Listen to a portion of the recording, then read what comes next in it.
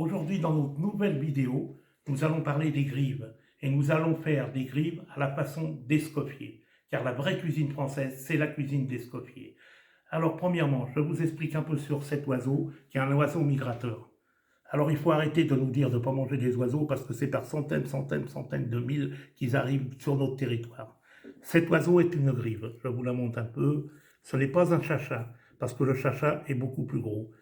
Cette grive est chassée au mois de février et repart à peu près vers avant le printemps. Alors aujourd'hui, les chasseurs m'ont donné une dizaine de grives pour pouvoir faire ma vidéo. Il va me falloir un foie gras qui vient de la ferme de Corrèze. Un vrai foie gras qui a été gavé avec un maïs de 70% d'amidon. De la barre de dollars d'un cochon fermier français, je dis bien français, du sel de Guérande, du sucre, un porto, tout ça c'est pour ma sauce, du poivre, et je vais faire un fond d'oiseau. Alors ce fond d'oiseau se fait, j'ai sacrifié 2 grives que j'ai pilées, hachées très très fin, avec l'intérieur, que j'ai fait revenir avec un petit peu de graisse de foie gras. Si vous n'en avez pas, vous prenez du saindoux. Je les refais revenir tout doucement, tout doucement. Après, je les pincé un petit peu au four avec une petite cuillerée de farine. Je l'ai retiré, j'ai déglacé avec du Porto. Là, écoutez, c'est une recette qui coûte un peu cher, mais qui est excellente. J'ai mis à peu près un grand verre de Porto de 20 centilitres, de l'eau, j'ai laissé cuire pendant 1h30, j'ai laissé réduire 2-3 quarts, et je vous montrerai ce que ça a donné la sauce tout à l'heure. Si je ne vous la montre pas, parce que c'est la base des fonds de cuisine, si je ne vous montre pas comment j'ai fait, je l'ai montré sur plusieurs recettes que j'ai mis sur YouTube. Alors je viens de plumer les grives, je les ai bardées et ficelées. Par contre, je ne les ai pas vidées, parce que normalement, la grive, ça se vide pas. J'ai mis une petite graine, la moitié d'une graine de genièvre dedans, car la grive, elle se nourrit de genièvre. Et il y a une chose que je vais vous dire, que vous ne savez peut-être pas, c'est que comme les pigeons, les palombres, tout ce qui est à peu près volatile, sauf le poulet, bien sûr, on ne coupe jamais les pattes avec un couteau. On casse la patte et on retire. Vous voyez, vous avez tous les nerfs qui viennent avec. Ça fait que quand vous mangez la cuisse, eh ben vous mangez un truc sans nerfs. Ok? D'accord. Alors, maintenant, je vais prendre les grives, les mettre de côté, parce que je vais commencer à couper mon foie gras. Pourquoi je commence par le foie gras? Vous allez me dire, il est idiot, puisqu'après, il va falloir qu'il le mette dessus et les grives ne seront pas cuites. Pour récupérer la graisse, car les grives vont être revenues dans la graisse de foie gras.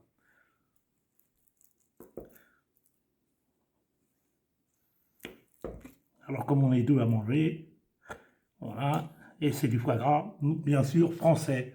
Voilà, parce que du foie gras, vous en avez du très bon ailleurs, mais en France, on fabrique notre foie gras aussi. C'est vrai que si vous prenez du foie gras d'Israël, souvent il est élevé aux filles, comme ils élevaient les Égyptiens avant. Parce que le foie gras, les canards se gavaient eux-mêmes. Alors tous ces écolos de merde qui nous disent oui, le foie gras, c'est un assassinat, c'est un crime. Excusez-moi, ces écolos, je vais leur apprendre quelque chose, c'est que les oiseaux se gavaient avant d'hiberner, d'aller voyager pour aller ailleurs. Il faisait sa graisse, il faisait son foie, parce qu'il faisait le voyage en 4 ou 5 fois, donc il savait qu'il avait mangé très peu, donc il partait justement émigrer ailleurs, et justement, il se gavait. Alors le gavage, c'est pas nous qui l'avons créé au départ, c'est les oiseaux eux-mêmes qui l'ont créé. Alors je continue. Sur ça, je vais faire revenir mon foie gras. Voilà. Je pense qu'il y en a assez.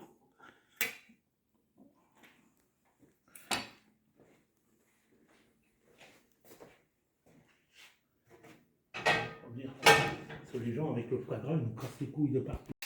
Mon foie gras, je le sale, je le poivre.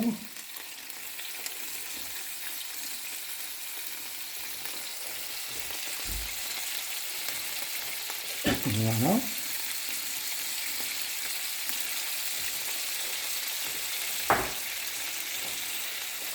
Maintenant, je vais retourner. Alors pas trop, hein, bien sûr. Voilà.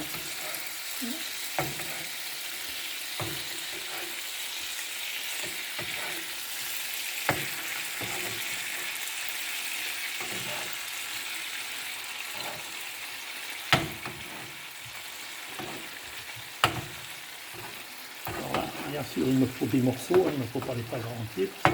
Ça ferait beaucoup pour les grives. Ah, c'est ça les pavés. Alors ma sauce, que je vous ai expliqué tout à l'heure avec le Porto, elle était mouillée juste ici. Voyez mon doigt, voyez l'attente. Et voilà ce que j'ai récupéré. À peu près une louche. Tout par réduction. Ça s'appelle une glace. Alors cette glace, je la mets de côté. Mon foie gras, je l'ai haché légèrement au couteau parce que je vais la mélanger dans la sauce. C'est elle qui va mijoter avec les grives, qui va me parfumer les grives. Alors ceux qui veulent vider les grives, il est vide, hein, bien sûr. Ah, mais sinon, ça ne se vide pas. Là, je vais chauffer bien et je vais y mettre mes grives à l'intérieur.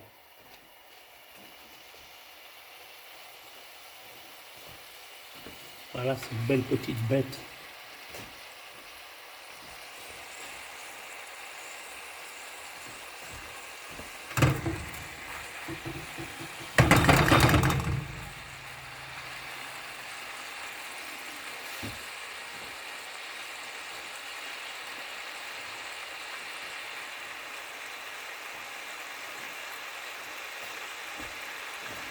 Ça sera mijote, on avait fait de mon côté.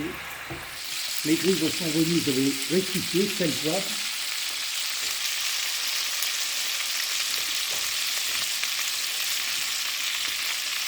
Et maintenant, je vais y mettre ma glace de grive que j'ai faite.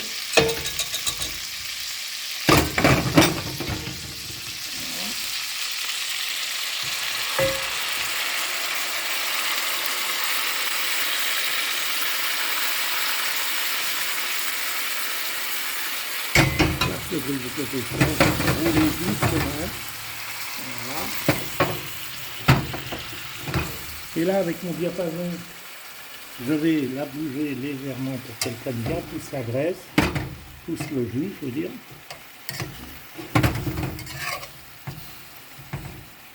Et bien sûr, j'attends un peu pour y mettre mon foie gras. Pourquoi j'attends un peu? Parce que là, ça va mijoter pendant à peu près bien 20 minutes. 20 minutes. Au bout de 20 minutes, au dernier moment, j'y mettrai mon foie gras pour lier ma sauce. Si vous n'avez pas de foie gras, vous pouvez lier votre sauce au beurre hors du feu. Mais le principe, c'est de faire une recette de vraiment la vraie recette d'escoffier. Et ça, c'est sûr, donc ça vient un petit peu cher, mais c'est vraiment royal. Si vous voulez régaler vos amis, si vous connaissez des chasseurs ou si vous êtes vous-même chasseur, régalez-vous.